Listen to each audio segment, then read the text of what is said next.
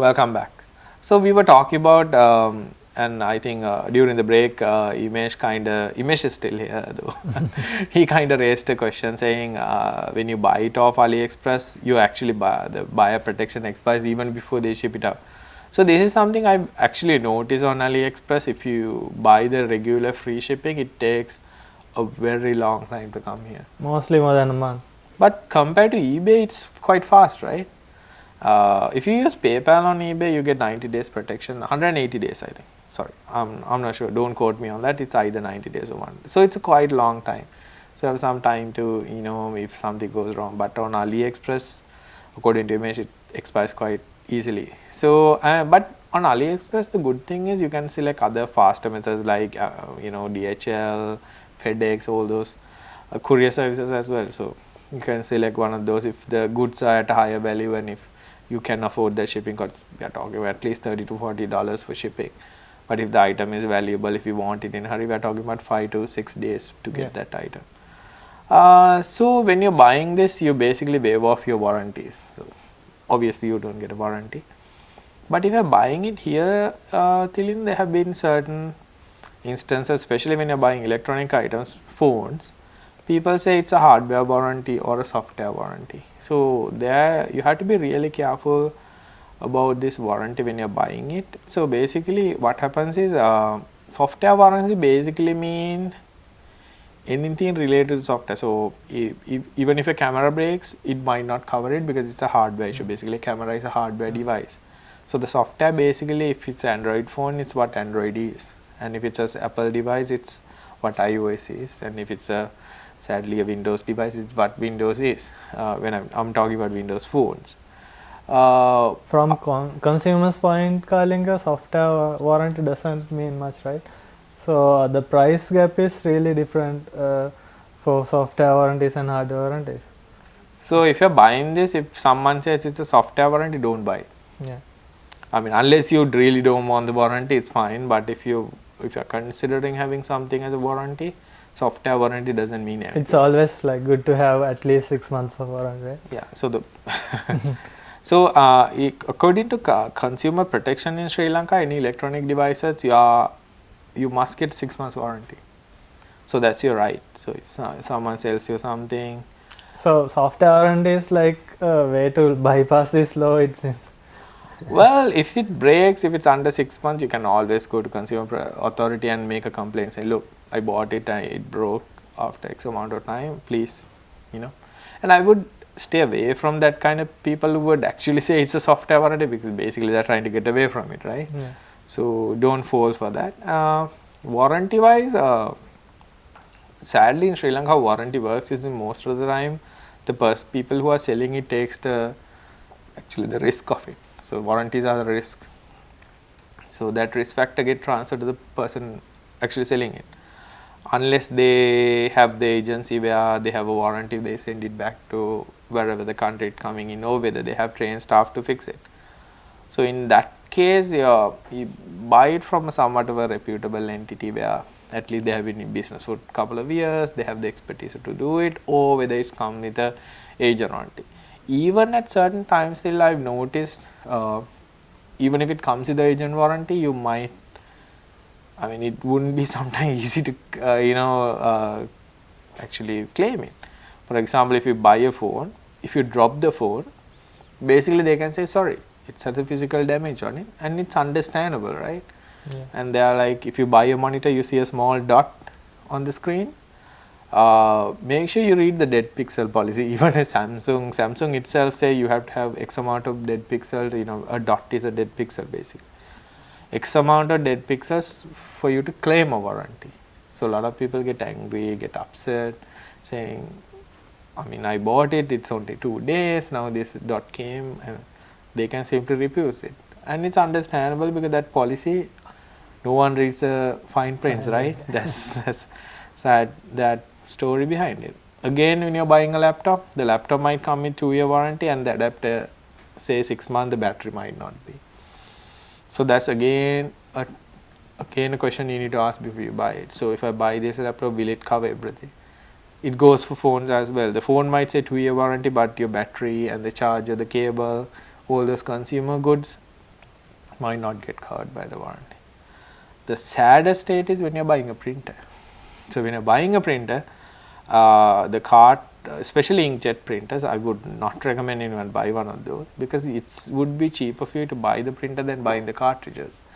So, and those things don't get covered with the warranty, especially the printer that comes with a separate head. So head goes as a, actually now it's really hardly you get a printer with heads and inks separately.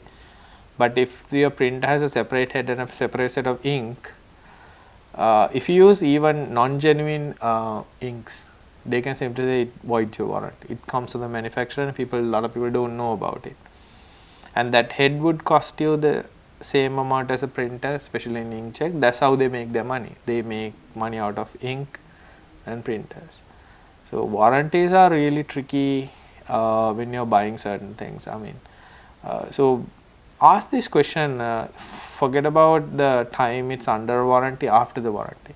Just ask them saying, hey, how much it will cost if this, let's say for example, if it's a laptop, how much it costs for me to replace the motherboard, which is like the expensive part on the computer, right? Say this much. Usually you have to like, you might have, have to replace a keyboard or a display. So those are the little things. Even in TVs, I mean, I've seen like if you buy two different TVs, for example, Sony and a Samsung, 55-inch full HD TVs, the Samsung will cost you really less to replace the inside board. So normally Samsung TVs comes with 3 boards. So one is the AV board, one is the power supply, another one is the LVDS, which basically drives the LCD screen. So if you replace all 3 on a Samsung TV, we are talking with let's say it's a 6 series, 65-inch, 55-inch or a 65-inch, the cost would be around 30 to 40,000 rupees to replace all 3. But if you get a Sony TV at the same pricing, if you replace that board, we are talking about 80 to 90,000 rupees. So again, those factors come into play as well in buying something, because warranty will cover you for a certain amount of time. Again, talk to, if you're already on an insurance, if your house has an insurance, you can always ask them, can I transfer this electronic equipment under my warranty? Sorry, insurance. So that will help you in the long run. So those are little things you can think about when it comes to warranty, because drop damages won't cover it. Any phone, if you buy it, if you drop it, they have the right to say no. There are certain companies who now give, for certain phones, you drop it, if you break your screen, we'll replace it once for free or something like that. Again, I'm not sure whether there are any companies who does insurance for phones. There was a company long time ago saying they provide insurance, but I don't think anyone do it anymore. So warranties are a tricky thingy. When you're buying it, they'll say, yeah, it comes with 2-year warranty software. So I mean, obviously a lot of people doesn't know what a software warranty is. It might be say, hey, it comes with a limited warranty. Someone might say it comes with this kind of warranty, but clearly ask them, so if I come with this, if it breaks, will it cover it? And a lot of people doesn't know lightning coverage. Lightning is not covered by any warranties, right? So if you see a physical damage on the devices inside, see something burned out and all that, 99% of the time they would reject that warranty, saying it's a physical damage. So a lot of warranty documents, if you go through them, fine prints, a lot of would say is it only covers manufacturer defects.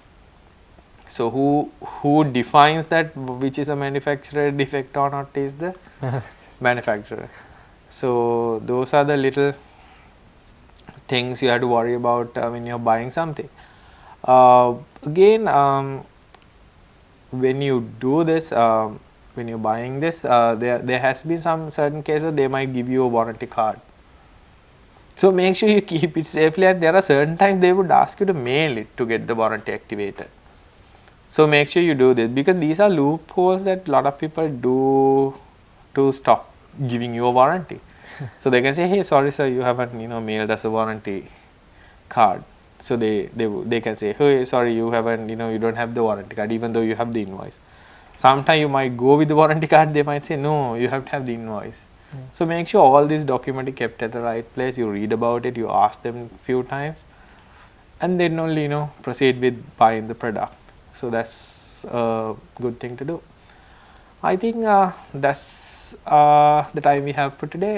If you have a question, you know how to ask that. Go to our TV Facebook page, ask us question. Make sure to mention you're asking this question from our Tech Talk.